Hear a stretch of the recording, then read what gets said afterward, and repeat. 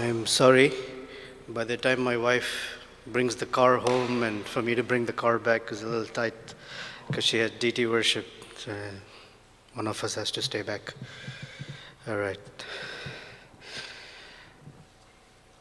Om Namo Bhagavate Vasudevaya.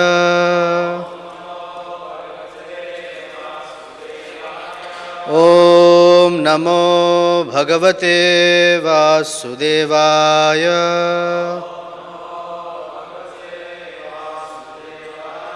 Om Namo Bhagavate Vasudevaya. Srimad Bhagavatam, Canto 7, Chapter 7, texts 11 through 14. Iti yuktastam vihayendro devarsher manayam vachah anantapriya bhaktyāinām parikramya divam yayo. Iti yuktastam vihayendro devarsher manayan vachah anantapriya bhaktainam parikramya divam yayo.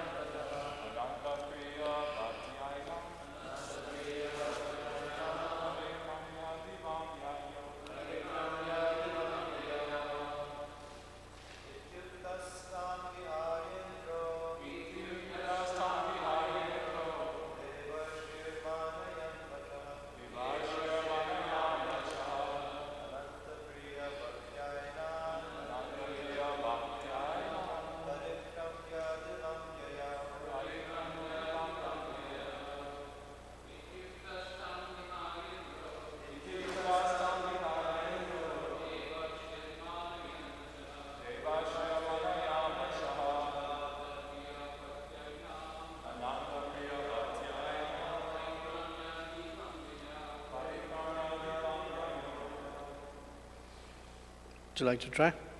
Okay. Iti, thus, uktaha, addressed, tam, her. Who's her? Who's the she here? Yeah, Kayad. Vihaya, releasing. Indraha, the king of heaven. Devarishe, of the saint Narada Muni. Manayan, honoring. Vachaha, the words. Anantapriya, for one who is very dear to the Supreme Personality of Godhead. Bhaktya, by devotion. Enam, this woman. Parikramya, circumambulating. Divam, to the heavenly planets. Yayo, returned. Translation and purports by Srila Prabhupada Ki Jai. When the great saint Narada Muni had thus spoken, King Indra, being respectful to Narada's words, immediately released my mother. Because of my being a devotee of the Lord, all the demigods circumambulated her. Then they returned to their celestial kingdom. Purport. Although King Indra and the other demigods are all exalted personalities, they were so obedient to Narada Muni that King Indra immediately accepted Narada Muni's words concerning Prahlad Maharaj. This is called understanding by the Parampara system. Indra and the demigods did not know that a great devotee was in the womb of Kayadhu, wife of Hiranyakashipu, but they accepted the authoritative statements of Narada Muni and immediately offered their respects to the devotee by circumambulating the woman in whose womb he was living. To understand God and the devotee by the parampara system is the process of knowledge. There is no need to speculate about God and his devotee. One should accept the statements of a bona fide devotee and thus try to understand. Text 12. Prahlad Maharaj continued, "The great saint Narada Muni brought my mother to his ashram and assured her of all protection, saying, 'My dear child, please remain at my ashram until the arrival of your husband.' After accepting the instructions of Devarshi Narada, my mother stayed in his care without fear from any direction, as long as my father, the king of the Daityas, had not become free from his severe austerities. My mother, being pregnant, desired the safety of her embryo and desired to give birth after her husband's arrival. Thus, she stayed at Narada Muni's ashram, where she rendered service unto Narada Muni with great devotion." Purport.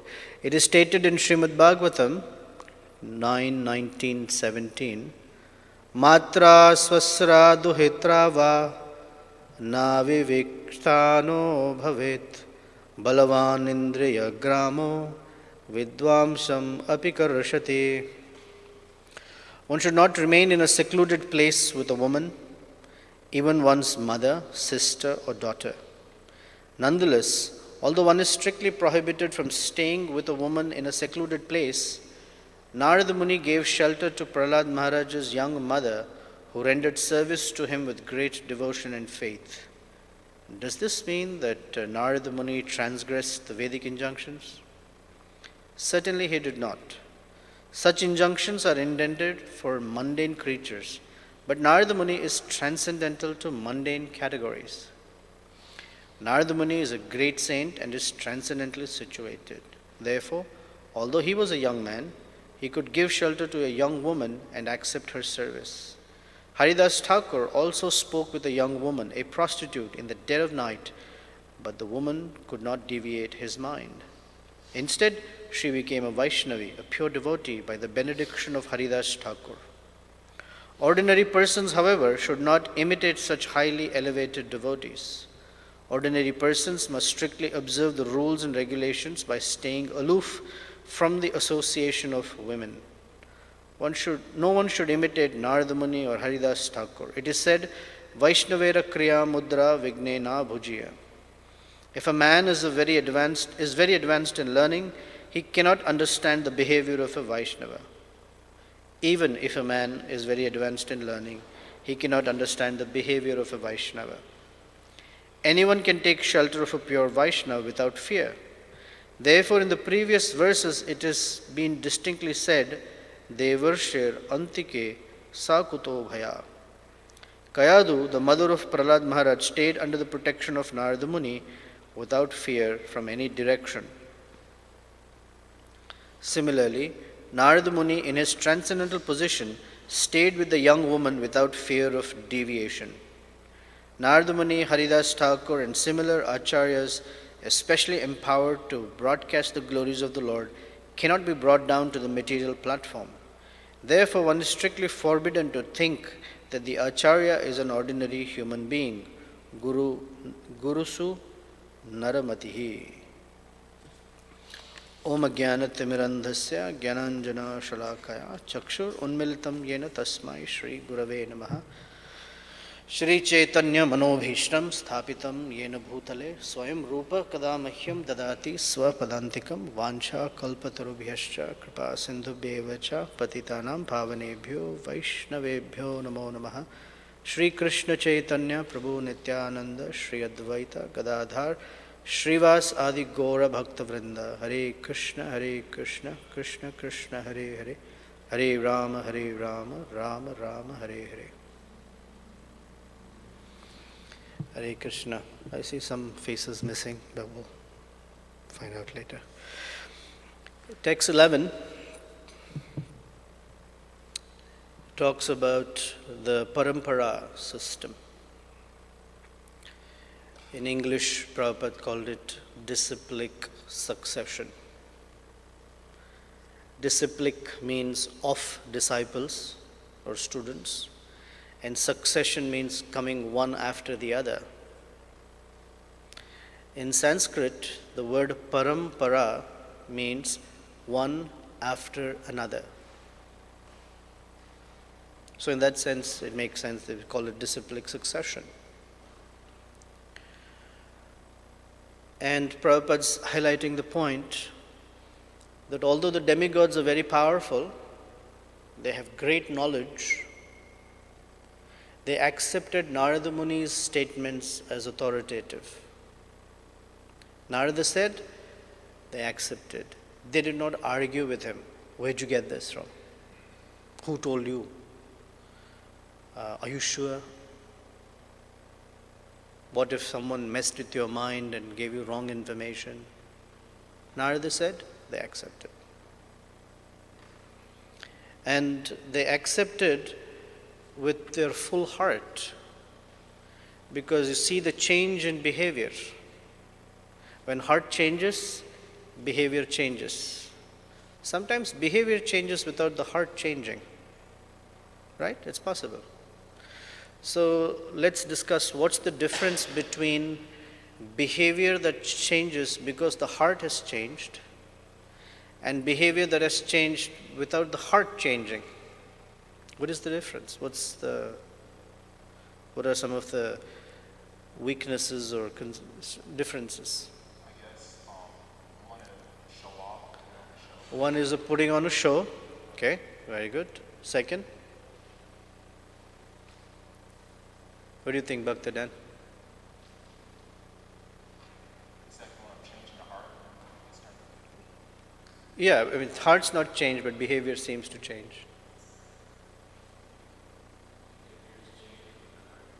No.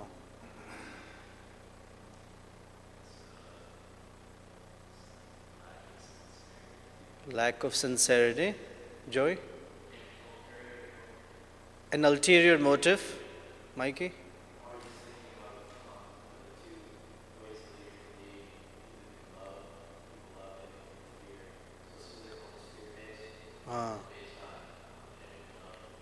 Fear or ulterior motive.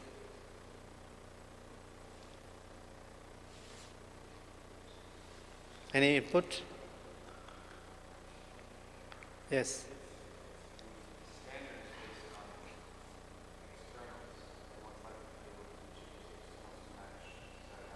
Yeah. If the standard is on the basis of external behaviors, it's easier to match. And if the internal, it's difficult to assess. Another is externals come up to the level of obedience. Internals is where I'm doing because there is affection. Anyone can be obedient, depending on what they want from it. If you go to the armed forces and they say, do it, yes, you have to do it. You can't say no. Another one is, without the heart changing, only behaviors when they change, they're not sustainable. After some time, we'll find that things fall back to the old patterns. So when we take up Krishna consciousness, when the words of Srila Prabhupada enter our heart properly, then the change that comes in our lifestyle, that is sustainable. You can carry it for the rest of our lives. Sometimes we take up Krishna consciousness with some excitement, or as they say, mentally accepted Krishna consciousness. And then when our attachments are touched, we go back to old patterns. Or after the configuration of things change, our interest changes. Because it's on the basis of what we say, manodharma. I like, I don't like. Because if we just accept Krishna consciousness as, oh, I like this, then there will be a time when we might not like it anymore. So we're looking for what we call a transformation of heart. Of course, behaviors help strengthen the transformation, no doubt. But that's only when we genuinely want transformation. Otherwise, in the Bhagavad Gita, chapter 3, Krishna says, a person whose senses are externally controlled, but the mind is roaming with all sorts of desires, is considered to be a pretender. Mithyachara sa uchyate. So we might say, oh, am I a pretender? Because my heart is not fully developed in love for Krishna, but I'm doing the things. Well, it depends then where the heart is. If the heart is that I'm genuinely wanting, I'm sincerely, he said in absence of sincerity, I'm sincerely wanting to develop my heart or transform my heart, then one is not a pretender, one is a practitioner. But if I do the externals, but internally I'm consciously feeding something else, then I'm a pretender. If I'm trying to overcome, I'm a practitioner. If I don't give squat about overcoming whatever is the difficulty or the distractions in the mind, then I tend to be a pretender. In the first case, where is a practitioner, there is hope of transformation. In the latter, it won't sustain. Like, how long can you put on an act? We were exploring for Prahlad to go to the Mayapur Gurukula at one point in time. And their system is that they will accept the child for 3 weeks, then they will assess. Then they will do for 3 months, and then they will assess. Then they will do for a whole year and assess. After that, they confirm the admission. Because the point is, the child can put on a show for 3 weeks. Anyone can do it. Spring out of bed, show up for Mangalarati, chant all the prayers, do this and do that. 3 weeks, you can easily do it. After that, they want to know, is this just a show or is it something more genuine? So they try for 3 months. And in 3 months, you see the same enthusiasm. Then they try for the whole year to see if it is somewhere down in the core, it has settled that this is how life will be. And so Krishna consciousness, the practice of Krishna consciousness is meant to come from that core. It's called spontaneous.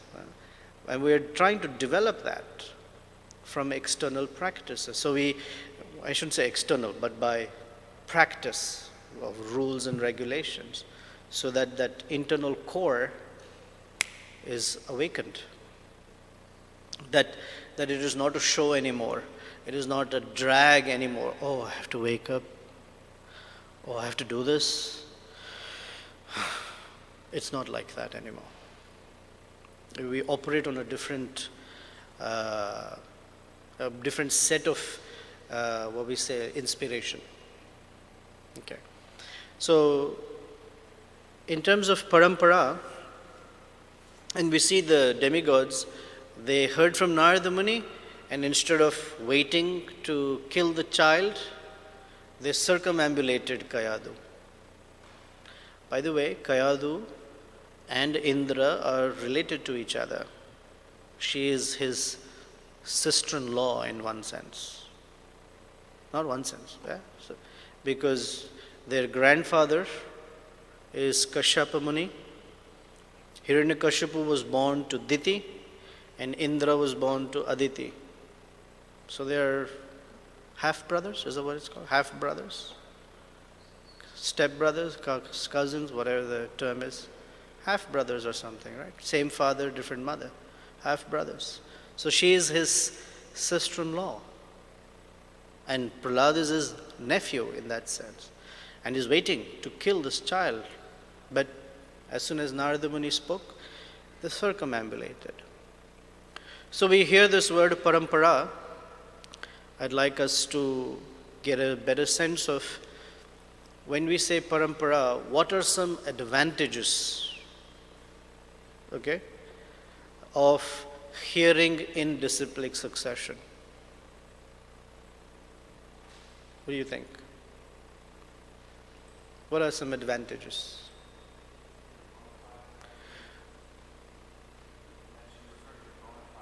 Yeah, bona fide parampara. Knowledge is pure. How so? Okay, knowledge is pure because it has been transparently handed down. Joey, what were you going to say? It is free of mental concoction. Okay, very good.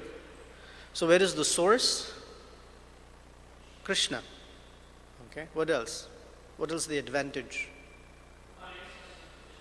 Huh? Connects us to Krishna. Very good.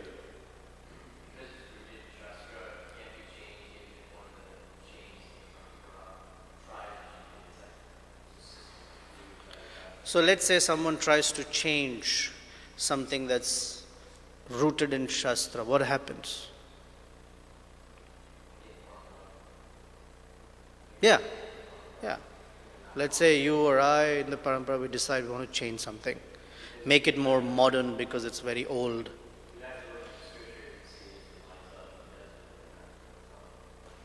I am in the parampara. I come to this temple. I read the same books. I speak it a little differently. Rejected by who? I have many followers, let's say. There's something in parampara. How do you know? How do we know we are in parampara? Because we're told, here's the line. In the introduction of Bhagavad Gita, there's a line of 32, now 33, whoever is our spiritual master, and we are 34, ready. And I have followers. How do I know that the teachings are in parampara? I think I am.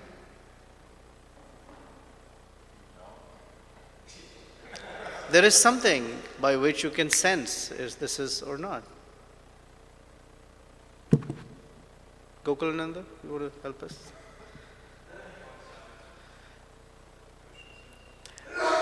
It should coincide with what Krishna says. Back to Radha Krishna Prabhu's point, the connection with Krishna won't happen. What will happen is, although this is why so many people who speak from the Bhagavad Gita, they're talking Krishna's words. But we'll notice that Krishna is systematically out of the picture. Or the followers, after whoever is the one who's adjusting the teachings, will not feel a connection with Krishna.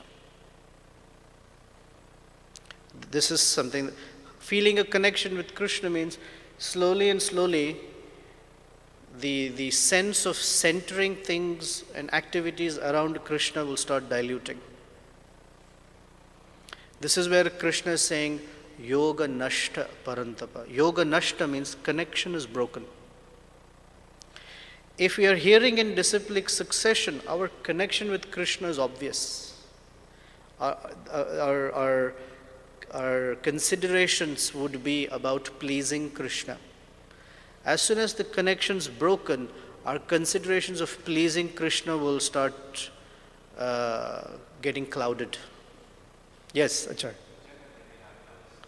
Yes, and that is why it requires an expert to detect it.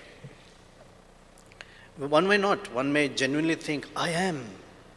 And therefore Krishna says, Maya Tedya Yoga Prokta Puratanaha. I'm re-establishing it again. I'm connecting it back.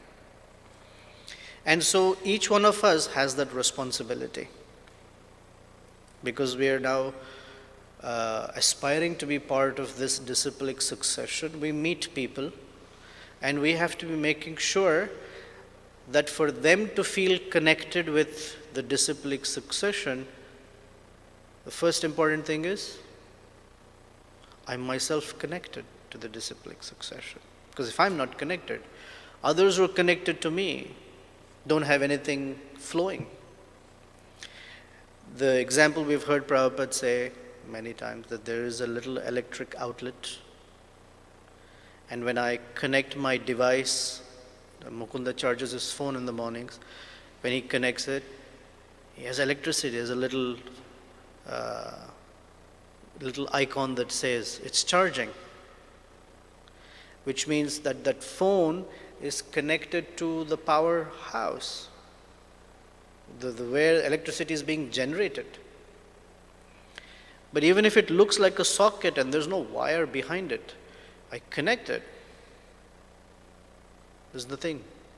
And what is the evidence of connection with Krishna?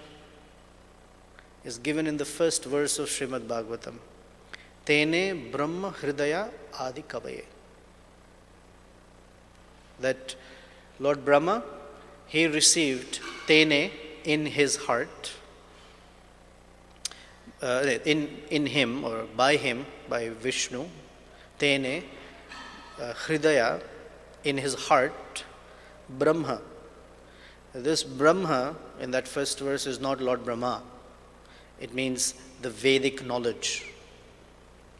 Tene Brahma Hridaya Adikave. The original teacher is Lord Brahma. In his heart, it was revealed. If we are connected to the parampara, in our heart, the conclusion of the Vedic knowledge about devotional service will awaken. And what awakens, our conclusion will be very similar to what Lord Brahma's realizations are. So back to Acharya's point, nice point, that whatever is our realization, when we hold it in the light of or in comparison to the realizations of Narada Muni and Brahma and Vyasadeva, it should be consistent. Otherwise, what gets revealed is a whole different realization. That is how we check for consistency. Now, it doesn't mean we cannot have varieties of realization. The Siddhanta, the conclusion must be consistent. Tene Brahma Hridaya Adikavaye. So it has certain characteristics, and the characteristics are that they follow the standard Vedic conclusions of Sambandha, Abhideya and Prayojana. Otherwise, a person's sense of Sambandha Gyan will be distorted, which means Krishna is not in the center of the picture. Their Abhideya will get distorted. Instead of the mainstay practices, other practices will get involved. And our movement has seen that history, where there's deviation. And the prayojana, the fruit, that is attraction to Krishna in devotional service or love for Krishna doesn't awaken. Other things awaken. A socialist message, an altruistic message, a humanitarian message. Those are the prayojana. Oh, that's what we should be doing. And so it is described that we need disciplic succession, which means every guru, by nature of being in a disciplic succession, every guru is a student. There is no guru in any of the disciplic successions who's not a student or a disciple himself. If there is a guru who says, I'm not a disciple, That's the first indicator. Every guru, if you watch carefully, every guru is a disciple. Including our founder Acharya. He always considered himself clearly the disciple of Bhaktisiddhanta Saraswati. And each, including Lord Brahma, who is the most intelligent being in all of creation, is a disciple of Krishna. And Krishna himself, to establish the importance of accepting a guru, takes teachings from Sandipani Muni. Even Lord Chaitanya took initiation from Ishwar Puri. So every guru has to be a disciple. And in due course of time, every disciple, it's an order and a service to be a teacher. And while acting as teacher, one is still a student. You cannot say, now I am guru, I don't need to learn from anyone. Then we violate parampara. Are there any other advantages? Are there any disadvantages of being in a parampara? It just stops creativity. It stifles creativity. I can't creatively speak different conclusions. It's very stifling. I have to say the same things that Lord Brahma said. 32 people ahead of me have said it, and I have to repeat the same thing. What about creativity? Someone had their hand up. What is any disadvantage of being in a parampara? What do you think? Jitendra Prabhu?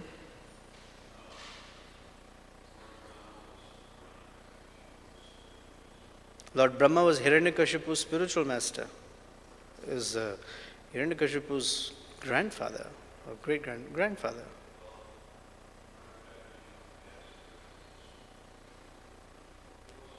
Hiranyakashipu's spiritual master was Shukracharya.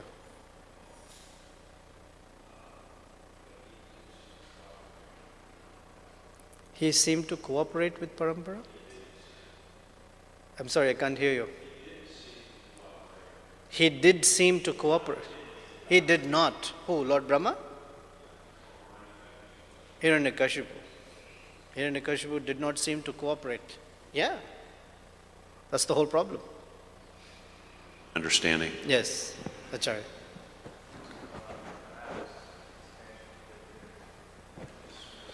Right. One's knowledge they receive in their disciplic succession may vary in certain aspects from a different sampradaya, which may create some conflict. The knowledge or the specifics of one parampara may differ with another parampara, which may create some, rough edges. Very good point.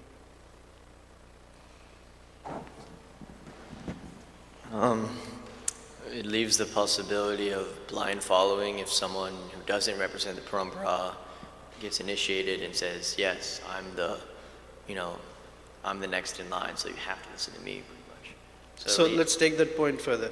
Does initiation confirm the right to be part of parampara? Well, I can say, at least in our line, I know it's more of a shiksha, disciplic succession. So I guess it depends on what line of succession. So initiation doesn't necessarily mean fire yagya. It also means giving knowledge. It's part of diksha.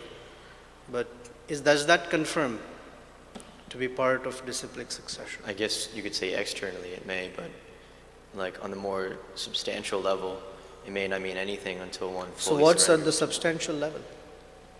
Accepting it into your heart. Okay. Any further refinement of it? When one gets initiated, one becomes eligible and qualified to represent the parampara in a formal way. Either diksha or siksha, either way. That is still initiation in the purer sense, if you will. But that doesn't necessarily give the person the right or the full qualification to be. They may be eligible, but there is something else that needs to happen. And Krishna speaks about it as to why Arjuna is the candidate. Huh? Yeah, bhaktosi me sakha cha eti rahasyam hi etaduttamam. I am speaking to you because you are my friend and devotee. That means the connection of the heart with the particular person, the immediate person in the disciplic succession is very critical. For example, I cannot say, I like Narada Muni. He should be my guru. I accept Narada as my guru. I can't say, I like Bhaktivinoda Thakur very much. He should be my guru. My connection to the disciplic succession is with the immediate person in that disciplic succession. I have inspiration. I can take inspiration from Bhaktivinoda Thakur, Sri Narada Muni, any of the acharyas in the disciplic succession. Great. But my connection to them is through this person, at the immediate person in the line. So the heart needs to be connected. Heart connected means connected in faith. What is that verse from Shvetashvatara Upanishad? That one who has implicit faith in one's spiritual master and the Supreme Personality of Godhead. Yasya deve para bhakti yatha deve tatha guru. One who has implicit faith in Guru and Krishna, something happens. Tasya ete hi prakashante mahat tasya ete hi katitha hi arthan. All the meanings and conclusions of the Vedic literature are revealed in the person's heart. You were going to say something. You mentioned that the initiation gives one the qualification, Eligibility to receive and represent the disciplic succession. But as far as representing the disciplic succession, it seems like it might say a stretch to say that a newly initiated devotee has the qualification to represent the entire disciplic succession of our Paramahamsa acharyas, but they might need to actually realize what the parampara is giving to be able to represent it. So let's take our example. We go out and we talk about our disciplic succession, and people are connected to the Brahma Madhva Gaudiya Sampradaya through us, as whoever we are. Now, it doesn't mean that we have to have the same realization as a Paramahamsa yet. It means that to the degree we are connected to the parampara, to that degree they are connected. So from a big reservoir of water, you can open a dam and it can come in a deluge, or you can open a small faucet and you may get a few drops. But that one drop is of the same quality of the deluge. It doesn't change. Now, we become eligible does not mean we can give them full realization of Krishna, but we can give whatever we know. So it does. That is the greatness of a parampara. And Prabhupada, it's I think spoken once. I'm paraphrasing. I may be imperfect, but if I speak the words of a perfect person, then my speech is perfect. So others can only realize Krishna to the degree that we have. So if we have sincerity in our heart, we have some genuine connection with the parampara in our heart, others who are connected to us have the potential of that connection. If I myself am not connected, and that was where the heart's not changed, then although I may have a lot of people hearing from me and inspired, the connection may not be sustained over time. And the parampara is mobile, it moves. It moves in the sense that every individual in the parampara is developing in their realization of Krishna. So it's not a 0-1. I have no connection and I have full connection with Krishna, but it is something that develops. Okay, Anything else? Mikey? Yeah, question is fine. So, Prahlad was born from an Asura line of, a family. Does this make him like technically an Asura, but he's like a devotee Asura? Could you say A that? devotee Asura. Or is he more of a, is he Asura? That's an oxymoron, devotee Asura. The reason I ask is I met someone on book distribution, and he was saying, yes, I follow Asura. And he's like from Iraq or something, and they say that basically the Asuras are the Devatas and the Suras are the demons. That's all right. So I was thinking basically, okay, well, maybe these words just particularly mean like a line of families, and maybe they're like against each other. Sura and Asura. Yeah, so I don't know. I was thinking that maybe there can still be devotees in Asura families, right? We have. Yeah. So like you could say Prahlad's an Asura, but he's a devotee. Okay. So let's clarify that a little bit. We don't say Prahlad is an Asura.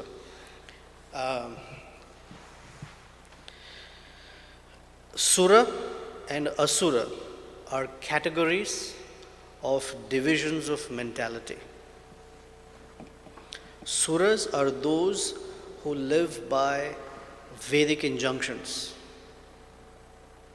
And Asuras are those who don't necessarily live by those Vedic injunctions.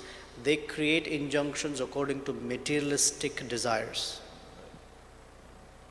So they may be very good looking, very educated, still if they don't subscribe to Vedic injunctions, that's Asuric mentality. Right. Within Sura, their dependence is on Krishna. That is what Asura means. And Asura is they are dependent on their own mind, on their own abilities. It's a categorization of mentalities. That's one. There is another category that's described as Adityas and Daityas, as we hear in this section. So Daityas means those who are born from Diti, and Adityas is those who are born from Aditi. These are sisters, Aditi and Diti.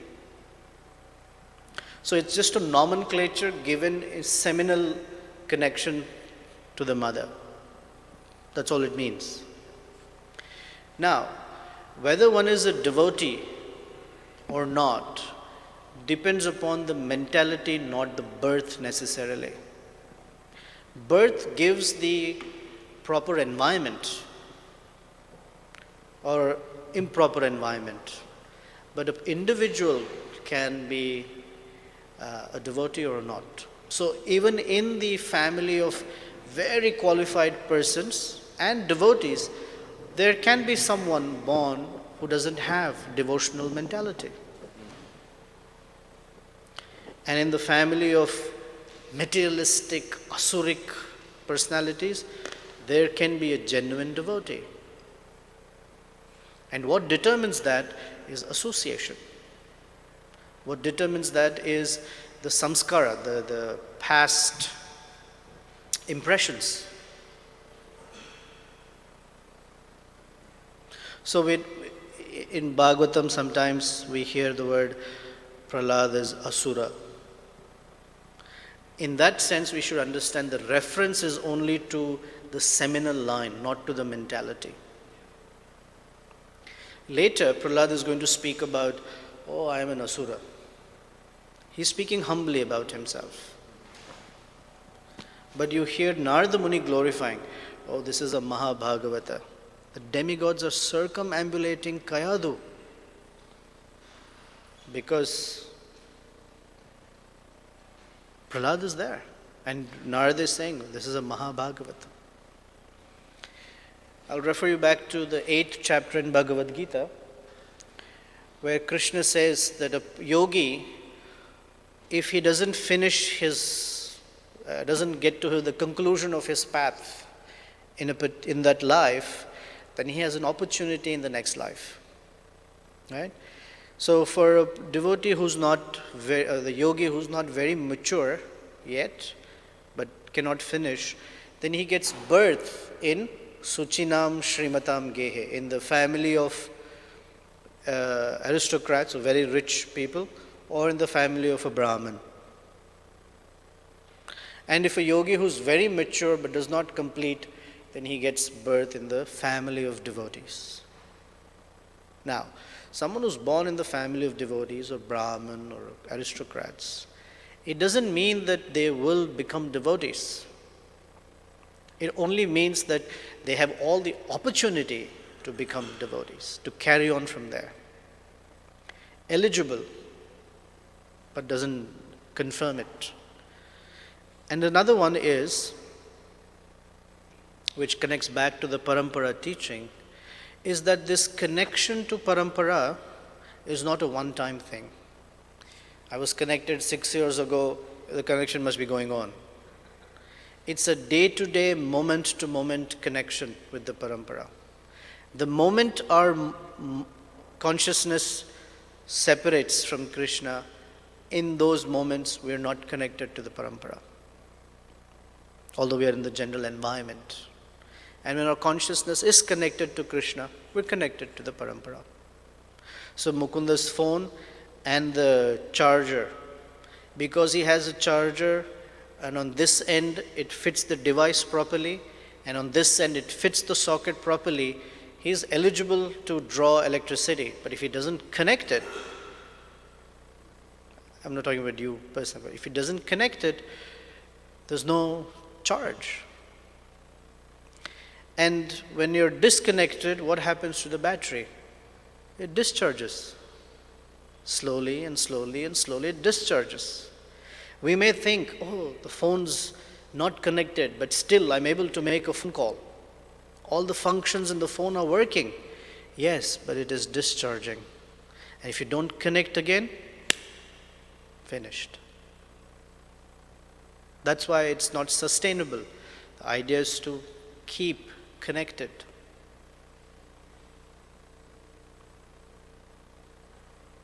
Yeah.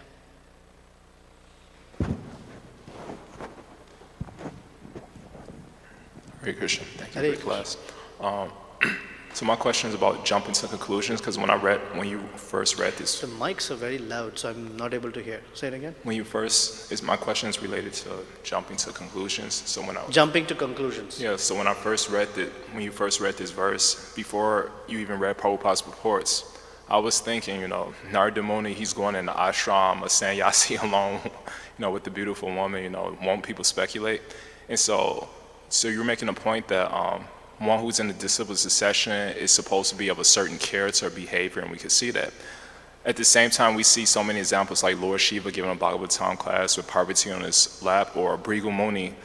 I'll bring this example up and maybe you could give some points about it, because I was just recently reading Chaitanya Bhagavat of the pastime Bhrigu Muni, of course, where it says in chapter 9 of the last part, Anshakant, that the Lord entered Bhrigu Muni's body and kind of made him disrespect his superiors, because Bhrigu Muni, of course, would never think about disrespecting his superiors.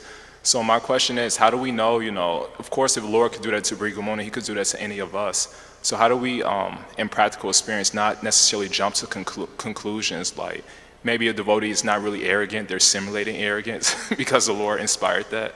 So how do we prevent this mentality to jump to conclusions? Because when I read this verse, I was like, oh, Narada Muni, I thought it was transgressing the Vedic injunctions. Well,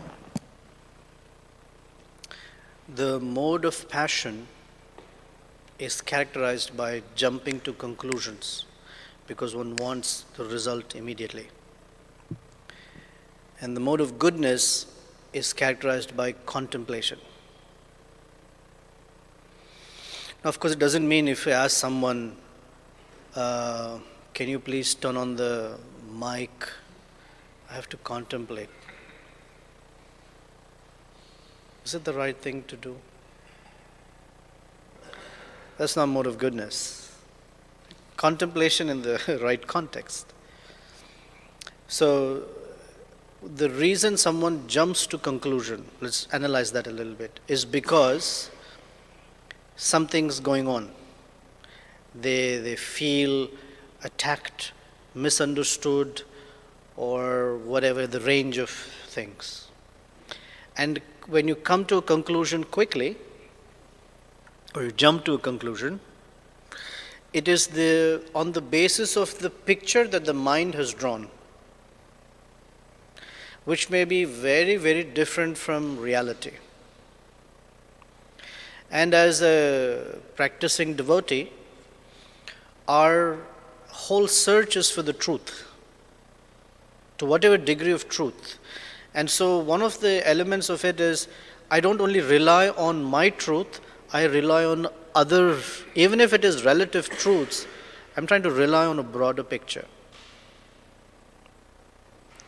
And I hold that broader picture in the light of conclusions that our disciplic succession has given. And that's how I assess, do I have the right picture? So let's say I even jump to the conclusion.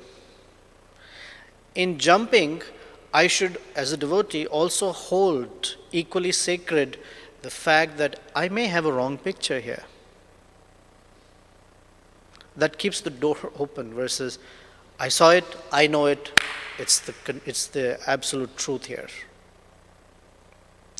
Then what happens is we continue living in that imagination. And someday that bubble will burst, and Krishna will poke that bubble and burst it for us. Because the idea is to go beyond illusion. We're already in illusion, and then we create an illusion within that illusion. And so Krishna will burst it somehow or the other. That's up to him. He's the expert. He can burst it any way he likes. Okay, any other? All right. Anything from the ladies' side? Okay. Yeah, Radha Krishna Prabhu. Yeah, he already paid his full respects. Mikey is ready to leave. Prabhu, you mentioned a while back that, like in the class, about the practice versus insincerity.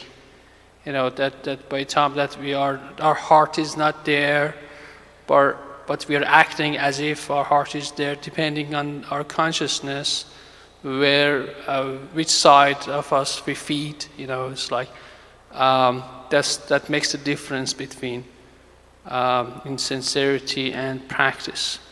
But when I look at myself, Prabhu, I see that both sides are there. You know, so it's like the tendency for profit and adoration is always there, but I want Krishna, right? So right. It's not. I don't see it in myself like black and white. You know, it's mostly it's black, but there is some glimpses of white. Can you explain further on that?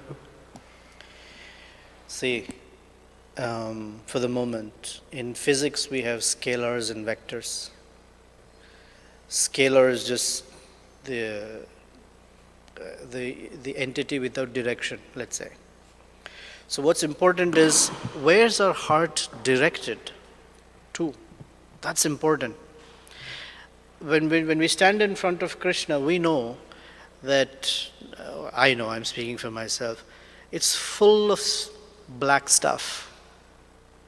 Full of black stuff. In fact, the more I dig, the blacker it gets or something, you know. But what's necessary is, do I have the intention of moving in the direction of Krishna? That's very necessary. And then if I have that intention to move towards Krishna, I may be dealing with this black stuff in a particular way. And Krishna knows that. And he has room for it. He has ways and means for that black stuff to slowly or gradually become eliminated. But if I have black stuff, but I'm moving in a direction away from Krishna, but I'm putting on a show, then that show won't last. It'll get, what we say, exposed. So what's necessary is the orientation of our heart. What direction is it oriented in? That's when we are connected to the parampara. It's not because we have black stuff that we are disconnected. The black stuff blocks the flow of mercy. So we may get a drop here and there, but the drop is the genuine thing. Someone else will have less stuff in their heart and it's a nice heavy flow. This is called anartha, and that anartha blocks the flow of descending mercy. When my attention is on the anartha, attention means I'm feeding that anartha or I'm succumbing to that anartha, I block the flow of mercy. And when my attention is on the minute drop of mercy that I'm getting, my anartha moves aside. It's a matter of where I'm oriented. My consciousness, where am I orienting? So we come in front of the deities and say, my dear Krishna, my heart is full of garbage, but I want you, and I don't know how to get there. Help me. That's the direction. Versus, I don't even come to the deities or stand in front, I make a show of it. Or when the moment comes, my attention is all on profit, adoration. That's what I'm dealing with and I'm feeding it. Then even if mercy comes my way, I don't notice it anywhere. I don't hold on to it. I don't notice it. It doesn't exist for me. Until someone comes in and orients us back again. That's the role of the sadhus and gurus, to orient us back. Is that satisfying to you? Jitendra Prabhu, final comment and we'll stop. Briefly, I remember that phrase, to the degree that one is free from sinful activities, to that degree he can follow Guru and Krishna. Right. Also, I heard that we have the 26 qualities. Mm-hmm. Now, I heard that whatever shortcomings we have towards those 26 qualities, we're still considered somewhat demoniac. Would you agree? When you said we have 26 qualities of a devotee, in my mind, I was going to say, and we have 26 million bad qualities. But then you said something and I missed well, it. I mean, if you're endowed with the 26 qualities, but you're still a little short, to that degree, you're maybe a little somewhat demoniac. You know, one devotee said it very nicely. He said, if you look in Satya Yuga, the demon and the devotee, they lived in different planetary systems. The Devatas were up there, the Asuras were down there. In Treta Yuga, they live in different countries. Lord Ramachandra was in Ayodhya and Ravan was in Lanka. In Dwapar Yuga, they're in the same country but different cities. Indraprastha and Hastinapur. Duryodhan was here and Yudhishthira. I said in Kali Yuga, they're in the same heart. The both are there. Not in different continents or countries or cities. They're in the same heart. And that's the struggle. There's a devotee side that struggles with the devotee side. And usually the picture is that the non-devotee, the demon side is the Goliath, and the devotee is perhaps like a baby David or something, really small. In different yugas, let's say a person's thinking of sinful activities, he's guilty. But in Kali Yuga, even if you're thinking of sinful activities, but you're not performing them, you're not guilty. Thank God. Thank you. Because for all the thoughts we had, we'd be in very bad places. So the concession in Kali Yuga is think as much as you want, don't do it. We're thinking, feeling, and willing, but exactly. To act on that's when you cross the line. That is correct. So we're not encouraging thinking, but thinking is still safe side. Once the thinking moves into action, which eventually it will. Until then we're safe. After that it's down the cliff. Well, we try to nip it in the bud. That would be nice. Hare Krishna. Hare Krishna. Srila Prabhupada ki jai. Srimad Bhagavatam ki jai.